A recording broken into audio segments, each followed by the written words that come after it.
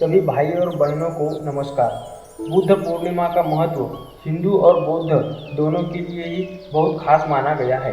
वैशाख पूर्णिमा के दिन ही गौतम बुद्ध का जन्म हुआ था और इसी दिन इन्हें ज्ञान की प्राप्ति भी हुई थी और फिर 80 वर्ष की आयु में इसी तिथि पर कुशीनगर में भगवान गौतम बुद्ध का महाप्रयाण भी हुआ था। इसीलिए वैशाख पूर्णिमा को बुद्ध पूर्णिमा के रूप में मनाया जाता है। भगवान गौतम बुद्ध के बारे में जानेंगे थोड़ा सा। भगवान गौतम बुद्ध का जन्म वैशाख माह की पूर्णिमा को हुआ था। इसी महीने की पूर्णिमा को बुद्ध पूर्णिमा कहा जाता है। महात्मा बुद्ध को भगवान विष्णु का 9वां और शांत अवतार माना जाता है। वही इतिहासकार मानते हैं कि गौतम बुद्ध का जन्म ईसा पूर्व 563 से 483 में हुआ था। उनका जन्मस्थल लुम्बिनी है जो वर्तमान में नेपाल का हिस्सा है। महात्मा बुद्ध ने बुद्ध पूर्णिमा के दिन ही कुशीनगर में महाप्रयाण यानी देह त्याग किया था। आइए जानते हैं बुद्ध पूर्णिमा का महत्व और उसकी कथा। पौराणिक मान्यताओं के अनुसार महात्मा बुद्ध को भगवान विष्णु का 9वां अवतार माना गया है। इस दिन लोग व्रत उपवास करते हैं। बौद्ध धर्म के लोग इस दिन को उत्सव के रूप में मनाते हैं। उनके धार्मिक स्थलों पर सभी लोग एकत्रित होकर सामूहिक उपासना करते हैं और दान देते हैं। बौद्ध और हिंदू धर्म के लोग बुद्ध पूर्णिमा को बहुत श्रद्धा के साथ मनाते हैं। बुद्ध पूर्णिमा का पर्व बुद्ध के आदर्शों पर और धर्म के मार्ग पर चलने की प्रेरणा देता है। यह पर्व सभी को शांति का संदेश देता है। बुद्ध धर्म के अनुयायी इस दिन बौद्ध गया जाकर पूजा पाठ करते हैं। लोग बोधि वृक्ष की पूजा भी करते हैं। बोधि वृक्ष पीपल का पेड़ होता है और इस दिन इसकी पूजा करने का विशेष धार्मिक महत्व माना गया है। वृक्ष पर दूध और इत्र मिला हुआ जल चढ़ाया जाता है। सरसों के तेल का दीपक पीपल के पेड़ पर जलाया जाता है।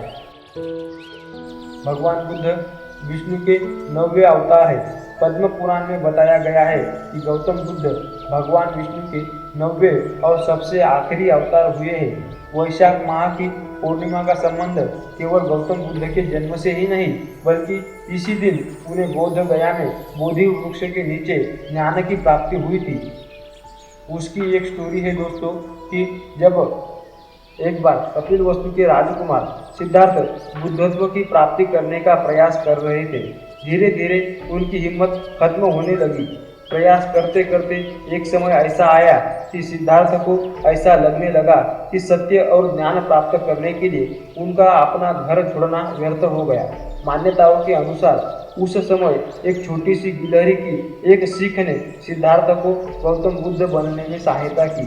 ऐसा माना जाता है कि जब सिद्धार्थ सत्य और ज्ञान प्राप्त करने में असफल हो गए तब उनके मन में यह विचार आने लगा कि वह राजमहल वापस लौट जाए। मन में ऐसा विचार आने के पश्चात वह अपने राज्य कपिलवस्तु जाने के लिए लौटने लगे। रास्ते में चलते चलते उन्हें बहुत प्यास लगी। उन्होंने एक झील को देखा और अपनी प्यास बुझाने के लिए वह उस झील के नजदीक गए। झील के निकट जाकर उन्होंने वहां पर एक गिलहरी को देखा। छोटी सी गिलहरी पानी पीने के लिए बार बार झील में जाती और अपनी पूंछ को उसमें डुबोकर वापस रेत पर झटक देती। यह देखकर सिद्धार्थ के मन में यह सवाल उत्पन्न हुआ कि यह नन्ही सी गिलहरी क्या कर रही है। उन्हें ऐसा लगा शायद वह गिलहरी झील को सुखाने की कोशिश कर रही है, पर इस तरह गिलहरी का प्रयास कभी भी सफल नहीं हो पाएगा। तभी उन्हें ऐसा महसूस हुआ कि गिलहरी उनसे कुछ कहने की कोशिश कर रही है। सिद्धार्थ को ऐसा लगा जैसे गिलहरी ने उन्हें यह सीख दी कि यदि कोई व्यक्ति अपने मन में किसी कार्य को करने की ठान ले और उस पर अटल रहे तो वह कार्य सफल हो जाता है। बस हमें कभी भी प्रयास नहीं छोड़ना चाहिए। तब सिद्धार्थ को अपनी मन की कमजोरी का एहसास हुआ। वह वहीं से वापस लौटकर तपस्या में लीन हो गए। लगातार कोशिश करने के पश्चात उन्हें बुद्धत्व की प्राप्ति हुई। तो दोस्तों यह था बुद्ध पूर्णिमा का महत्व और यह थी बुद्ध पूर्णिमा की कथा। दोस्तों अगर आपको यह छोटा सा वीडियो अगर पसंद आता है तो इस वीडियो को लाइक करें और इस चैनल को सब्सक्राइब करना ना भूलें। पूरा वीडियो धैर्य के साथ सुनने और देखने के लिए दिल की गहराइयों से मैं आपका बहुत आभारी हूँ। धन्यवाद।